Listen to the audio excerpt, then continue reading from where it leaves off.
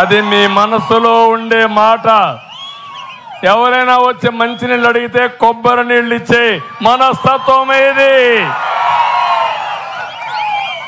అలాంటి కోనసీమలో చిచ్చుపెట్టడం ఏంటి? ఇక్కడి రాజకీయాలు ఏంటి? ఇక్కడి దోపిడీ ఏంటని అడుగుతున్నా.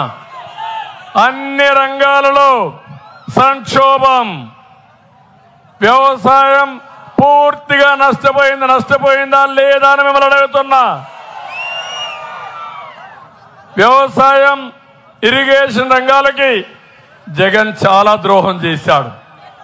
రైతు అనేవాడు ఎవరైనా జగన్మోహన్ రెడ్డికి ఓటేస్తాడా తమ్ముళ్ళు అని మిమ్మల్ని అడుగుతున్నా. రైతు కూలీ ఓటేస్తాడా అని మిమ్మల్ని అడుగుతున్నా. నేను అడుగుతున్నా, ఎక్కడన్నా సబ్సిడీలు ఉన్నాయా? నీళ్లు సకాలానికి వస్తున్నాయా? గిట్టుబాటు ధర వస్తా ఉందా?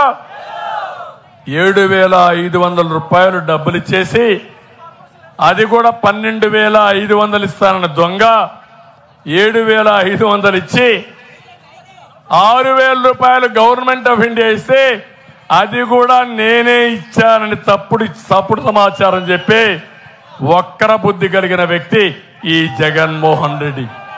ఎవరికో బిట్టిన బిడ్డ నా బిడ్డ అని చెప్పే తప్పుడు వ్యక్తి ఈ జగన్మోహన్ రెడ్డి. అవునా కాదా? మనం కట్టిన ఇళ్లకు రిబ్బన్ కట్ చేసి పెయింట్లు వేసుకొని ఇష్టానుసారం ముందుకు పోయిన వ్యక్తి ఈ వ్యక్తి. నేను అడుగుతున్నా, ఈరోజు ఈ రాష్ట్రంలో పెద్ద ఎత్తున రైతులు సంక్షోభంలో ఉన్నారు. దేశంలోనే ఎక్కువ అప్పుండే రాష్ట్ర రైతాంగం ఆంధ్రప్రదేశ్లో ఉన్నారు. ఒక రోజున 3 చొప్పున ఆత్మహత్యలు చేసుకునే పరిస్థితి వచ్చారు.